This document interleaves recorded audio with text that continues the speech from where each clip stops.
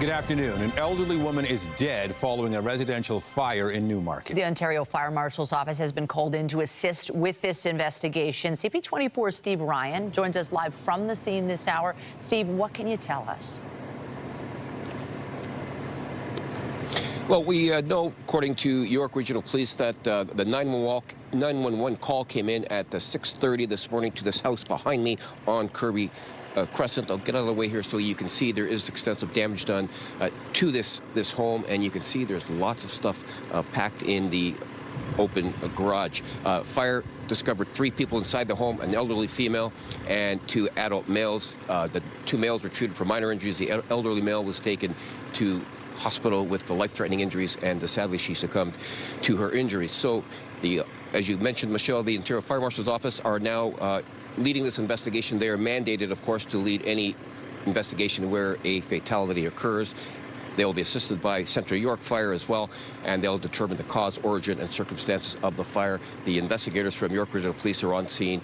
They just arrived as well. They'll support the OFM with their investigation and take their lead from the OFM. They, of course, are the experts. You can see the investigator right now getting ready to go inside of this home. And again, they will be responsible for the cause, origin, and circumstances surrounding the blaze. I am told that they do not believe that this is a suspicious fire at all. On the off chance that it is something suspicious or criminal in nature, I'm certainly not suggesting that in this manner, but just by protocol, on the off chance that something were discovered to be criminal, well, then the York Regional Police would take their lead from the fire investigators. That evidence would be the expert evidence by the fire investigators, and the York Police would lay the charge. That's not the case in this situation, though, but the cause, circumstances, and origin surrounding this fire will be determined by the OFM as they continue with this investigation. Family are on scene, by the way, guys, and they are consoling one another just to the right of where I'm standing right now, and that's never easy to see when you've got families that are grieving after such tragic news. Never gets easy seeing that. I'll send it back to you guys. Well, it certainly is. And CP24 Steve Ryan live for us at the scene of the fire in Newmarket. A 36-year-old man is dead following a single vehicle crash on Highway 401. A pickup truck collided with the barrier that separates the express and collector lanes on the eastbound 401. This happened around 6 a.m. The eastbound 401 express lanes have been closed at Winston Churchill for the investigation. Police are searching for a suspect in connection with a hit and run in Markham. It happened at Denison and Featherstone Avenue. York police say a 19-year-old woman was crossing the street when she was struck. Police say she was carried on the windshield of the car for several meters. She is now in stable but critical condition. When we arrived on scene, we located various items belonging to our victim strewn across Denison Street to about Cuba Way, which is 50 meters down the way, and the victim in the roadway. A video canvas of the area at the time showed that the victim had just left a vehicle or a bus at this intersection and was making her way northbound across the intersection towards Denison when this vehicle that was waiting to turn left had gone through the light with the traffic light and struck her while she was in the crosswalk with the right-of-way. The driver fled the scene in a blue Honda Civic. The vehicle will have obvious windshield damage. Anyone with information is asked to contact police. Cross-examination continues today for one of the complainants in the sexual assault trial of billionaire businessman Frank Stronach. The woman, who was the 4th complainant to take the stand, told court yesterday about what she called a degrading and horrifying incident in the early 1980s after going to dinner with Stronach. She also repeatedly referred to preparatory meetings with the prosecution. Stronach's lawyer has previously indicated she would seek a stay of proceedings over allegations some complainants may have been coached by prosecutors. The 93-year-old billionaire has pleaded not guilty to 12 charges linked to 7 complainants. A Toronto judge may decide today whether to grant bail to a man accused of laundering hundreds of millions of dollars in assets for an international drug smuggling ring allegedly led by former Canadian Olympian Ryan Wedding. Roland Sokolovsky wants to be released ahead of a U.S. extradition hearing. Sokolovsky's legal team has suggested he live with 3 of his sureties if released on bail and be placed under house arrest with GPS monitoring. However, prosecutors have argued Sokolovsky is a flight risk and his detention is necessary to protect the public. Still to come, the U.S. Supreme Court has struck down President Donald Trump's sweeping tariffs. We'll have the latest on the ruling a little later in the newscast. But first, Canada's men's hockey team is fighting to earn a shot at taking home Olympic gold. The team is facing off against Finland in the semifinals with a win sending them to the gold medal match. CTV's Beth McDonnell has been taking in the game with fans at Cafe Diplomatico. Beth, they got to win this game. There's no guarantees. You bet, 100%, Nathan. And yes, I'm at Cafe Diplomatico, where people have gathered for food with friends and family to take in this game. And honestly, I have to say, was pretty glum a few minutes ago until Canada scored, making this game 2-1 still for Finland.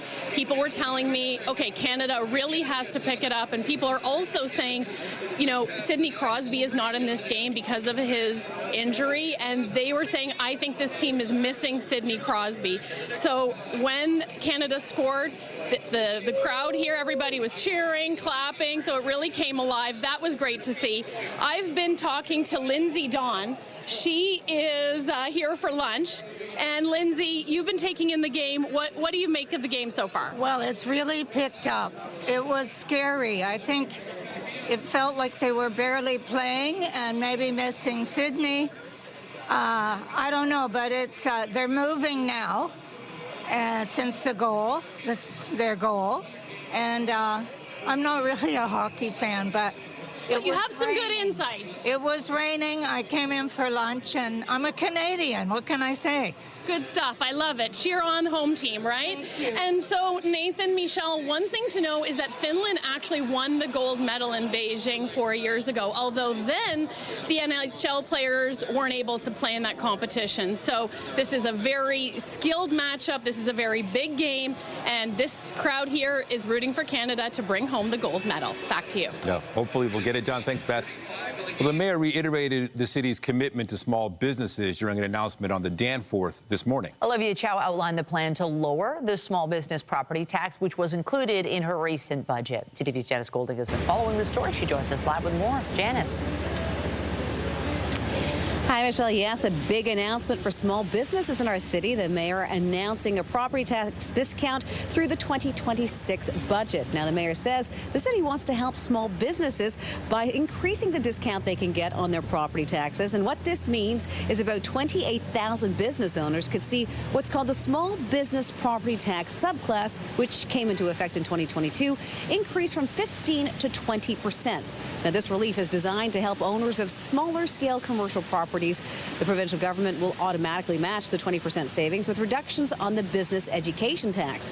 Speakers at the announcement today highlighted the fact many businesses are still carrying debt from the pandemic while facing rising costs like pricier food and labor. Too many of our small business owners and entrepreneurs have been carrying too much for too long. High costs, complicated permits, and not enough help. Right now, you need our support, and we heard you. On the $30,000 commercial tax bill that many of these properties around this area get and across the city, 5% might not seem like a lot, but remember, this is 5 on top of 15 already. So those small businesses are effectively getting a $6,000 break on their $30,000 tax bill. So when the city increases the small business property tax discount, it directly eases one of the most significant financial pressures we feel as small businesses. For businesses like ours, that relief means stability. It means longevity in our local communities, greater confidence to hire, to reinvest in our storefronts, to maintain our buildings, and continue contributing to the vibrancy of our local neighborhoods. Now, property owners do not have to apply. If your business qualifies, you'll see the reductions automatically on your property tax bill. Reporting live, I'm Janice Golding. Now back to Michelle and Nathan. Thank you, Janice. Police are urging the public to watch out for dangerous conditions along the waterfront. Officials say many people are taking unnecessary risks by venturing out onto the ice in the Toronto harbor. Recent temperature fluctuations have left the ice unstable. Police are also reminding people not to go near the water without a life jacket. They also say if you spot a person or maybe an animal that has fallen through the ice, use items that allow you to reach them without having to go onto the ice yourself. The areas that we cover, and this is what's concerning, is we have 460 square miles of waterfront, as well as our rescue trucks behind me over here. For Grenadier Pond, all the creeks, all the bodies of water within the city of Toronto, including Humber River, Don River, many different creeks. So we're responding to all 911 calls across the city, and we have our teams in place. With like on any given day, we have 2 teams out in the daytime and 2 teams in the evening, sometimes up to 3. More news in a moment, but first, a live look at the city this afternoon. Clearly a rainy start to our Friday. You can see the rain on that camera there.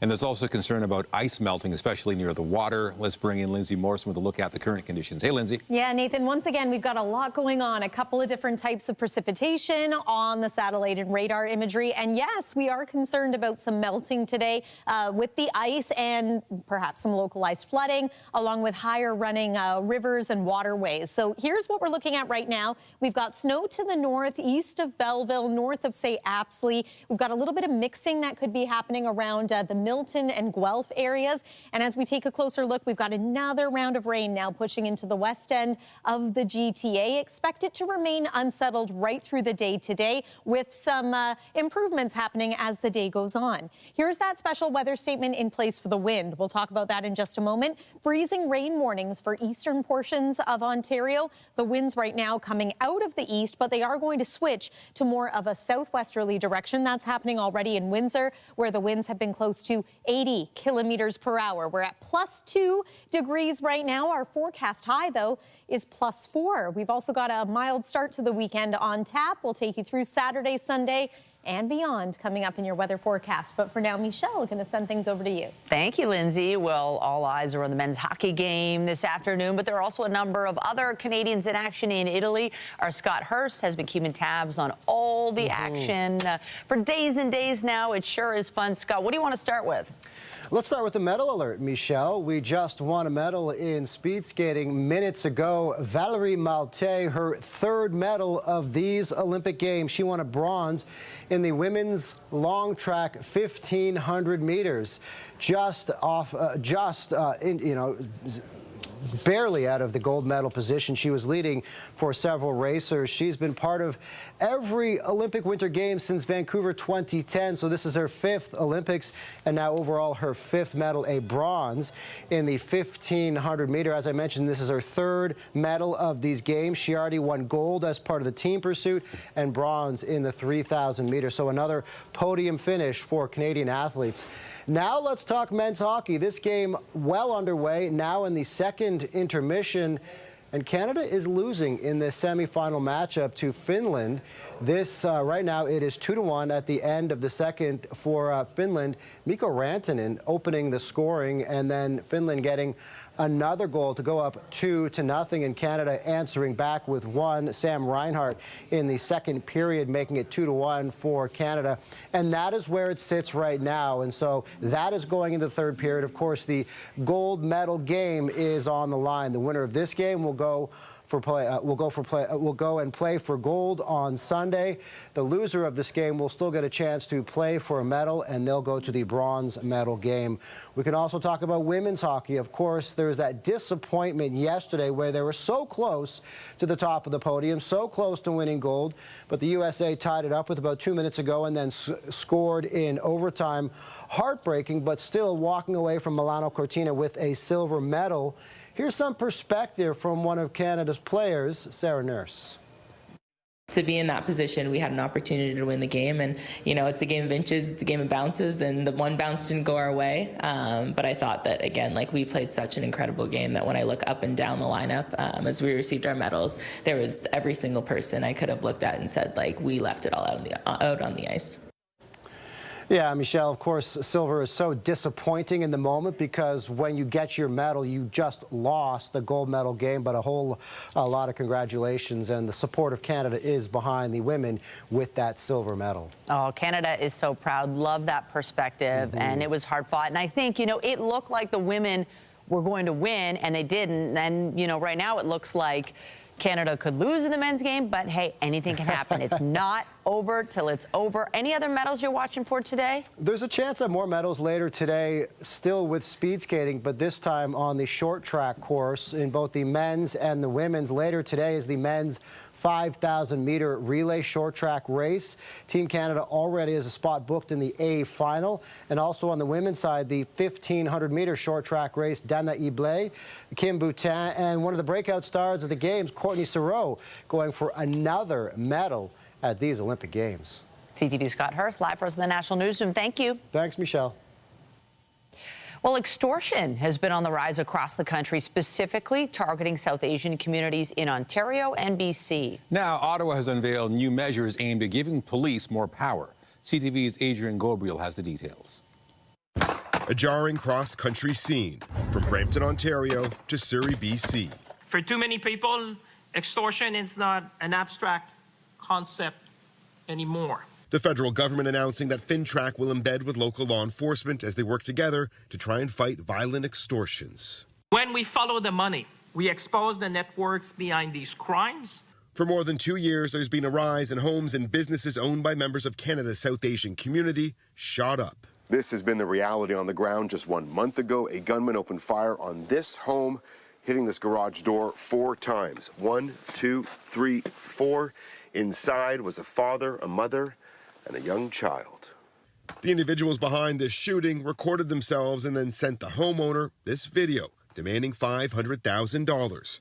Last year, police in Surrey, BC were made aware of 133 reported extortion attempts. In Calgary, there was another 17. In Peel Region, west of Toronto, police were notified of 476 incidents, with many more believed to be going unreported. CTV News has been investigating these extortions. Fearful for their lives, some Indo-Canadians began wearing bulletproof vests before leaving home. Are you wearing one right now? Yes, I do. Can we see it? Yes. In February 2024, CTV News spoke with an individual who claimed he'd carried out an extortion while taking orders from an organized crime leader in India. How many targets have you hit? How many homes? How many businesses? In Canada, like around, I think 30 or 35, 40. The federal Conservatives sharing their belief that the government pledge will do little to keep Canadians safe. So if I'm an extortion victim, I'm probably saying, look, that sounds great, but what are you going to do to prevent my business from being firebombed? The federal government says private financial institutions will also be helping track down the money trail. Previously, the RCMP has linked the Lawrence Bishnoi gang out of India with extortions in British Columbia, Alberta, and here in Ontario. Adrian Gabriel, CTV News, Brampton, Ontario. An update to a story we brought you earlier. A Toronto judge has denied bail for a man accused of laundering hundreds of millions of dollars in assets for an international drug smuggling ring, allegedly led by former Canadian Olympian Ryan Wedding.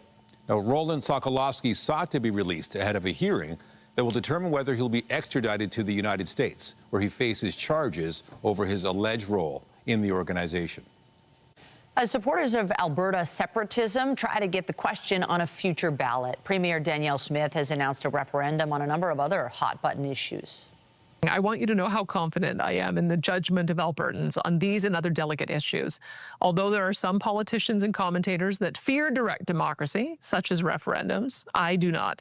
I trust the judgment of Albertans.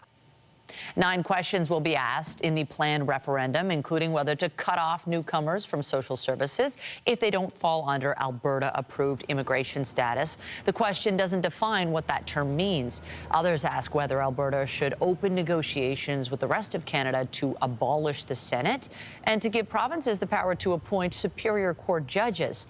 Alberta's opposition NDP say Premier Smith is using immigration as a political distraction ahead of delivering a budget with a multi-billion-dollar deficit. Foreign Affairs Minister Anita Anand says the final flights operated by Canadian Airlines have left Cuba.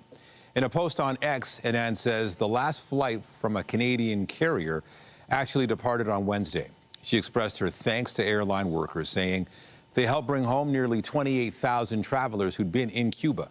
The island countries faced increasing shortages of basic goods amid a U.S.-imposed oil blockade that's included jet fuel, prompting airlines to cancel flights to Cuba as of last week. Global Affairs Canada is advising travelers to take advantage of non-Canadian commercial options leaving the country while they're still available. Ottawa has updated its travel advice for First Nations people heading to the United States. As of yesterday, the government website has been updated with new guidance, including advising First Nations people to carry a passport in addition to a status card when crossing the U.S. border. Before this week, the government website stated First Nations people could freely enter the U.S. for employment, study, retirement, investing, or immigration. However, the website now says acceptance of all status cards is entirely at the discretion of U.S. officials. The Assembly of First Nations has also warned people to be careful following recent immigration enforcement raids south of the border. The U.S. Supreme Court has struck down U.S. President Donald Trump's sweeping tariffs, which he pursued under a law meant for use in national emergencies. CTV's Jeremy Sharon's been following this story and joins us live now with more. Jeremy, was this a surprise? Hard to say. It depends who you ask, I think, Nathan, but certainly it was a highly anticipated decision, and it is a significant blow at the judicial level for U.S. President Donald Trump. This is pushback like we have not yet seen on U.S. President Donald Trump's tariffs. Essentially, the U.S. Supreme Court saying that his implementation of certain tariffs, not all of them, but certain tariffs for Canada's purposes, the fentanyl-related tariffs, that the implementation of those tariffs was unlawful. And so for that reason, the U.S. Treasury will now have to pay back all of the revenues collected as a result of those tariffs. So the Supreme Court ruling 6-3 in favor of calling these tariffs unlawful. And, this will start the process, what will likely be a lengthy process and a complicated process for firms impacted by this, businesses impacted by this, most of which are American firms importing products from countries that were hit with these tariffs. And so they've been the ones paying those fees. They'll have to go through the legal challenges now in the legal process to try and fight to get their refunds. The U.S. International Trade Court will handle all the legalities around that, and then the Border Services will handle the processing of those refunds. But the challenge will be for businesses now to try and actually get that money back. It will be costly through, seeking legal representation to fight to get that money back. It is not going to be an easy process, and so that will be difficult. But certainly, this is, Nathan, a significant blow to the U.S. administration. The Supreme Court saying that this was completely unlawful. Yeah, you wonder what Trump's next move will be. What about the broader implications for the global economy? Yeah, I think that aspect of it, Nathan, is actually probably more impactful. Not to diminish the fact that businesses that have been, subject to these tariffs are going to be impacted by this, of course, in the U.S. But when you look at the larger global impacts, and certainly that is where, there is more of an impact for Canada. When we look at what happens now, this is, another layer of pushback that the U.S. administration is facing, that President Donald Trump is facing in the way he has conducted trade policies through tariffs. His administration has been clear they have different legal means in which they can try and, reimpose similar tariffs. But public sentiment is weaning here, and there is significant pushback. When you look at reaction from the Canadian side, U.S.-Canada trade Minister Dominic LeBlanc taking to social media to address today's decision by the U.S. Supreme Court, saying in part that he believes the United States Supreme Court's decision reinforces Canada's position that the IEEPA tariffs, those are the fentanyl-related tariffs, that's the official name for them, imposed by the United States are unjustified. He goes on to say, while Canada has the best trade deal with the U.S., of any trading partner, we recognize that critical work lies ahead to support Canadian businesses and workers who remain affected by the Section 232 tariffs on steel, aluminum, and automotive sectors. That's an important distinction there, Nathan, which is that these tariffs are not the tariffs that are hurting the auto sector, the steel and aluminum sectors. They were, a different set of tariffs that were impacting a small portion of our economy. Nonetheless, I go back to the fact that, you know, I think widely experts believe that this will have a larger impact in that it is more pressure from an official, you know, judicial system, the Supreme Court, that is pushing back and clearly saying that this imposition of tariffs was unlawful. And I think that could have, down the line, a greater impact on, you know, decisions that this administration makes when it comes to trade policies and tariffs. All right. CTV's Jeremy Sharon live in Ottawa. Thank you. Yeah, of course, anytime. Police in the UK are continuing to search the former home of Andrew Mountbatten Windsor a day after the former prince's arrest on suspicion of misconduct in public office. The 66-year-old was released from custody after 11 hours yesterday. His arrest follows years of allegations over his ties to convicted sex offender Jeffrey Epstein. He is accused of sharing confidential trade information with Epstein while serving as a trade envoy for the UK. Now, police are still searching Royal Lodge near Windsor Castle, which served as the former prince's home for decades until he was evicted earlier this month after being stripped of his royal titles and honors. Mountbatten Windsor has denied any wrongdoing in his association with Epstein. Tension is continuing to grow between the United States and Iran, with U.S. President Donald Trump warning of consequences if Iran does not make a deal on its nuclear program. We're going to make a deal, or we're going to get a deal one way or the other. But with a military strike, is it to wipe out their nuclear program? I'm not going to talk to you about that, but we're either going to get a deal or it's going to be unfortunate for them. Both Tehran and Washington have signaled they're prepared for war if talks on Iran's nuclear program fall apart. Iran held military drills with Russia on Thursday. The drills come as a second American aircraft carrier is heading towards the Middle East. Meanwhile, Trump says he will direct government agencies to release records related to extraterrestrial life and UFOs. Trump made the comment in a post on Truth Social. It comes after former U.S. President Barack Obama caused a stir by suggesting the existence of aliens in a podcast interview with Brian Tyler Cohen. Trump accused Obama of crossing a line with his comments. He gave classified information. He's not supposed to be doing that. Well, he made a big mistake. I may get him out of trouble by declassifying. Following the podcast interview, Obama posted a clarification on Instagram. He indicated he was referring to the statistical likelihood of life existing on other planets, given the size of the universe. NASA's conducted a critical fueling test of its Artemis rocket, which will eventually return astronauts to the moon. During the so-called wet rehearsal, launch teams pumped 2.6 million liters of super cold fuel into the rocket and then counted down to the 30-second mark. NASA says there was minimal hydrogen leakage. The first rehearsal was halted because of leaks, delaying the first trip to the moon by astronauts in more than 50 years. Well, a little bit earlier in the newscast, we talked about the ice weakening on Lake Ontario. It's not the only Great Lake. In fact, we've seen ice coverage go down significantly as far as total ice coverage percentage is concerned, now at about 33%. And that's due to a combination of mild temperatures, melting, and of course some rain like what we are experiencing today. 4 degrees is our forecast daytime high here in Toronto. Not a lot of heavy rain left. It's still going to be unsettled, and we might see a changeover to some wet snow in many areas. Here's a look at what you can expect for the rest of the day. We're going to take a detailed look at your weekend forecast and beyond after the break here on CTV News at noon. Stay with us.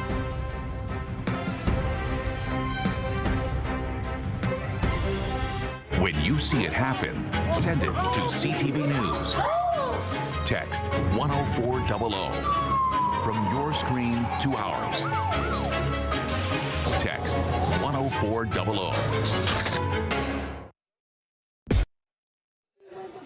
We return now to one of our top stories. People across the city are taking in the hockey semifinal between Canada and Finland. Let's check back in with CTV's Beth McDonnell at Cafe Diplomatico. It just sounds quiet right now. I'm sure it's another nail-biter. Another nail-biter, Nathan, but we've got a good atmosphere going on here, and the air has really lightened up since Canada scored that goal in the second period, making it 2-1 for Finland. I'm with some fans who came out to see the game right now. Andrew, what's happening with this team today? Down 2-1, a lot of time left, but starting to get nervous. What's making you nervous? Well, after the women lost yesterday, I don't know how much more I can take. We got to win. I know, very tough. Okay, I love the scarf. Talk to me. You told me they need to pick it up, and then they scored. So I think you're good luck. So what's happening now? What do you need to see now? They're doing it. They're pouring it on. They have no choice. And we got the players. So I know it's 2-1, but we can do it. So that's my thing there. Thank you, Tony. Okay, you're invested. I see you really reacting when, each little move here, almost score game. What makes you such a hockey fan, and what have you noticed about this Canadian team? It's the heart. It's the passion out there. It's the boys putting it on the line, Right. I'm here for Canada, and I'm here to watch them win, and that's what I want to see. Oh. Yeah. All right. Good stuff. So these are some of the people that I'm spending my time with. We're also keeping an eye on the game, and fingers crossed Canada is going to bring home the gold after they win this semifinal game. Back to you. You sound confident, hopefully. Thank you, Beth. We didn't jinx it. Yay.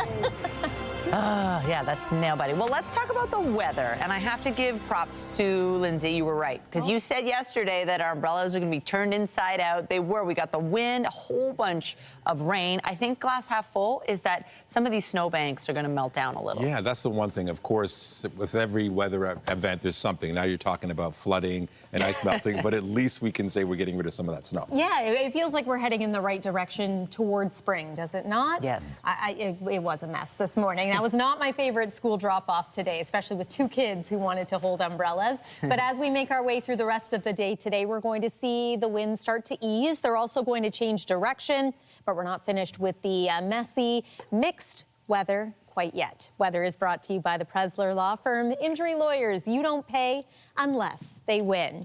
So yes, something to watch out for. It is a good thing that the snowbanks are going to start to melt down a little bit, but if you can, make sure that storm drains are cleared in your neighborhood, because otherwise the water doesn't have anywhere to go, and you can end up with a situation like this. Massive puddles on roadways and parking lots.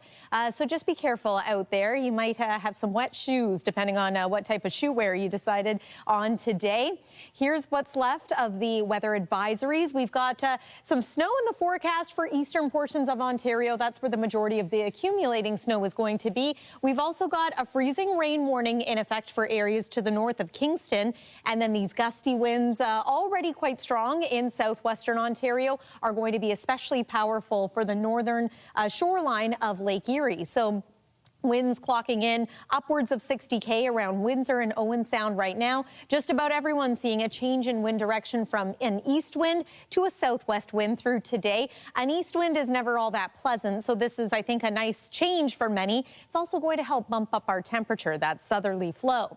Here's a look at the current satellite and radar, seeing more in the way of a changeover to some snow around the Dundalk Highlands. Areas still northwest of the GTA, but that is likely to happen as the day goes on for us locally too. We're back into some wet weather for the west end of the GTA and now pushing into Toronto. And there's the snow, mainly east of Georgian Bay, where we're seeing accumulating snow for today and tomorrow. This is a wet snow. It's not the dry snow that we've become used to for so much of the winter season. And as we make our way into the day tomorrow, we're going to continue to see some flurries, maybe even a slushy centimeter or 2 of snow around the GTA. So there's 6 p.m. tonight. You can see it's a widespread area with the potential for some wet snow. There's first thing tomorrow morning, so just a heads up on that. And then through the day Saturday, possibility of some flurries into Sunday as well, and it's looking like it's going to be a mostly cloudy weekend. Here's a look at today's forecast snowfall amounts, and then we'll add what you can expect into tomorrow. So yes, this may be on the high end for Toronto, 2 to 4 centimeters of snow, but again, it will be slushy and wet. Some of that will melt on contact. 2 degrees this hour at Pearson Airport. Overnight tonight, we dropped to about +1, so remaining quite mild for this time of year. 4 degrees is our high for tomorrow once again. This is your weekend forecast. Sunday looks to be a little bit drier overall. And then the 7-day, I do want to point out that we are looking a little colder into the early part of next week. Tuesday morning will be especially chilly, and then Wednesday watching for perhaps another round of snow or mixed precip. That's the weather for now. Michelle, over to you. Thank you, Lindsay. Well, we're heading into the weekend, so you know what that means. There are a few subway service changes to keep in mind. Track work on Line 2 means service will end at 11:49 p.m. tonight between St. George and Keele stations. Shuttle buses will operate, but they won't be running during a single-day closure on Line 1 tomorrow. Station maintenance will be taking place between St. George and St. Andrew. Riders will be able to take the other side of Line 1 or surface routes. Then on Sunday, Line 4 service will be replaced by shuttle buses for planned signal work. The Raptors were back in action last night, taking on the Chicago Bulls. Go, Giddy with the rebound, and the pass stolen. The interception, quick. Scotty, quick, runner, good. The Bulls rallied late, but the Raptors were able to hold on for the 110-101 win in their first game back following the All-Star break. Brandon Ingram, one of the team's All-Stars, led the Raptors with 31 points. The team will be back on the court on Sunday to play the Milwaukee Bucks. Still to come on CTV News at noon, the CRA says it should be easier for Canadians to file their taxes this year. We'll have more on the upcoming start of tax season. Hooray, when we come back.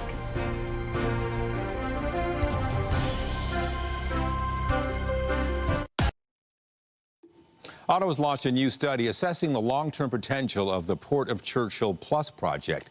It aims to create an energy and trade corridor through northern Manitoba and the Arctic. We want to see a base commodity that can power this infrastructure for the next generation. That might be LNG. It might be another product. But I am talking about LNG because I want Manitobans to start thinking about that. The study is looking at how rail, port, and other improvements near the town of Churchill, Manitoba, might attract more businesses from the grain and mining sector. The study will consult senior executives across those sectors to see if they'd be more likely to use the facilities if infrastructure improves. The study ends in March. The Canada Revenue Agency says taxpayers should have an easier time filing their taxes this year. The agency revamped its operations thanks to a government-ordered service improvement plan focused on addressing call center delays. The CRA says it has streamlined its websites and hired more call center workers. The 2025 tax filing season begins on Monday and lasts for a little over 9 weeks, ending on April 30th for most taxpayers. Canadian Tire has been benefiting from the recent cold and snow across the country. The company says the early onset of wintry weather prompted people to move up seasonal purchases like snowblowers, shovels, footwear, hockey gear, and automotive parts. That put fourth quarter revenue above $4.5 billion, an increase compared to the same period last year. You're watching CTV News. Sam East with Chronically Online joins us next. Stay with us. Get Toronto's top stories, breaking news alerts, and watch live. Download the CTV News app. Summer's still months away, but Toronto residents can now browse the list of Camp TO programs that will be on offer for the season. The city runs summer camps for kids and youth ages 4 through 16, with activities ranging from sports, art, drama, and dance to computers, science, and nature exploration, and many others. Camp TO will run from June 29th through September 4th, with more than 100,000 spaces offered at 170 locations across the city. And starting this year, attendees will receive a nutritious mid-morning snack each day. You can find a full list of the available programs on the city's website. Registration starts March 24th for free centers and March 31st for all other locations. Family, friends, fans, and co-stars are mourning the death of screen star Eric Dane at age 53. I didn't come to Seattle to be chief. I came to Seattle for you, okay? I came to Seattle to get you back. Dane was best known for his breakout role of Dr. Mark Sloan, also known as McSteamy on Grey's Anatomy. He also had roles on Euphoria and several hit films. Last spring, Dane revealed he had been diagnosed with ALS.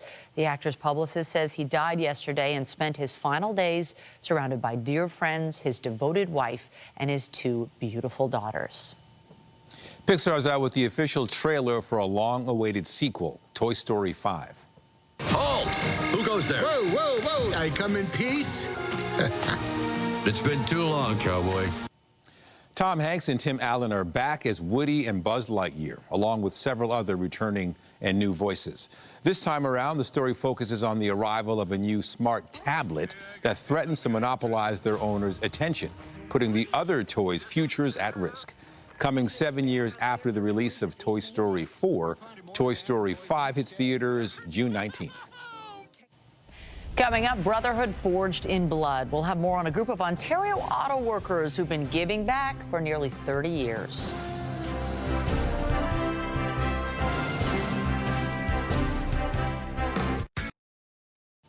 For nearly 3 decades, a group of Ontario auto workers has deepened their bond by giving back. CTV's Chris Campbell has more on the brotherhood forged through blood donations.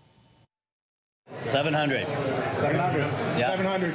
They meet for burgers and beers, then roll up their sleeves. The group calls itself Blood Burgers and Beers, but it didn't start that way. When I got into Chrysler's, they offered a program where they would cover us to go donate blood.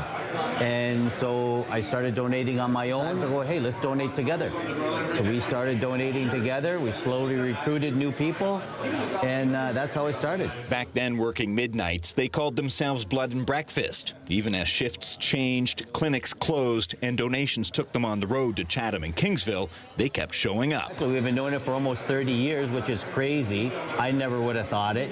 And it's a good time to socialize and catch up with the guys. What began as co-workers has become family. It's just the friendship, right? Like, you build this up over all these years.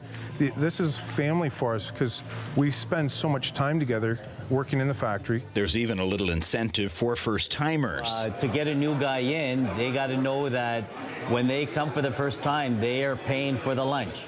So we know they'll come back for their free lunch. But beyond the laughs, the impact is serious. So just at the end of January, that last cold spell, we lost 1,500 donations across the country. So the need is constant. Canadian Blood Services says winter disruptions can quickly shrink supply, making dedicated groups like this one especially valuable. It's fantastic. We appreciate support from groups like that. And I think it's a great way to give back to your community and have a little fun while you're doing it. And the guys aren't done yet. Well, I'm looking forward to 1,000. I want to hang in there to 1,000. 1,000 donations, 7 or 8 more years, plenty more burgers and beer, and a lot more lives helped along the way.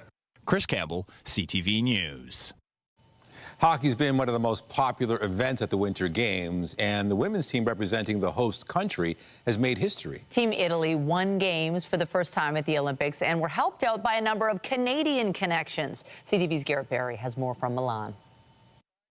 Montreal-born Kayla Tutino was named assistant captain of Team Italy at these Olympic Games. She scored the very first goal for the country, helping them power through to a win over France and then another win over Japan that qualified them for the playoffs. She is one of several Canadian, Italian players that committed to playing in Italy and representing this country at the Olympic Games. I'm proud to be Canadian, and I'm also proud of my heritage. My grandparents are all Italian, my parents are Italian, and my mom was born here in Italy, so our ties to Italy are very strong. We still have family here that we keep in touch, and we've come to Italy regularly every year. It's been a big part of my upbringing, so for me to give back in this way and represent my grandparents and my parents, it's really special. The 2 ice surfaces that have seen Olympic action will be taken down, packed away over the next couple of weeks here in Milan. So the challenge for ice hockey executives and fans and players is how to make the energy that's been created here and turn it into something lasting. Tutino says that's a big job, but it started with the impressive performance by Team Italy at these games and will continue with the Tier 2 World Championships being held in April. Garrett Barry, CTV News, Milan. Well, you know, it's good to know that we are helping other nations, influencing their game of hockey, helping them improve, but at the same time, we don't want to give them all of our secrets. No, we can't. And we still have some medals to win. If you're watching the men's right now, tied it up. Just a few minutes to go. And while we, worry about what's going to happen there, maybe you can send us into the weekend with all this unsettled weather. Okay, well, we're feeling a little unsettled about this game. The weather itself is pretty unsettled, too. You probably don't need me to tell you that. Perhaps you're seeing it outside your window or you encountered it a little earlier on today. Let's take one more look at the satellite and radar. We have some now moderate to heavy rain pushing in once again to the west end of the GTA. So if you're joining us from Hamilton, Burlington, Oakville, Mississauga, you know exactly what I'm talking about. There's been a bit of a changeover to some snow for higher elevation areas to our north and to our west. And then it's pretty steady snow east of Georgian Bay and into eastern sections of Ontario like Kingston and eventually the city of Ottawa. We too are expecting a changeover to some wet snow. There is a special weather statement in place just along that north shore of Lake Erie in through portions of the Niagara region for some pretty gusty winds early this afternoon, maybe clocking in at around 80 kilometers per hour. And perhaps you can see that freezing rain warning that's also in place well east of here. Tonight, temperature drops to about +1. Again, that is cold enough for us to see some wet flurries, but also mild enough that some mixing could be incorporated there too. Tomorrow at a glance, +4 once again. Mixing expected, a few flurries, maybe some light showers. It's not expected to be a washout of a day like it feels like today, so at least there's that. Let's take you through this 7-day forecast. So the weekend, mostly cloudy. Sunday looks to be a little drier overall, but still the chance of a few flurries. I do want to point out that it's going to be quite cold Monday night, overnight and into Tuesday. Temperature near -15 degrees as we are waking up. But Tuesday also brings us perhaps our best chance of some sun. And then we're going to watch Wednesday for perhaps another round of snow or some mixed precip. Nathan and Michelle. All right. Thank you, Lindsay. And that's it for CTV News at noon. Remember, you can get Toronto's breaking news all day long on CP24 and at ctvnewstoronto.ca. For Lindsay Morrison and the whole team here, have a pleasant afternoon. I'm Michelle. And I'm Nathan Downer. Be sure to join us later for CTV News at 5 and 6.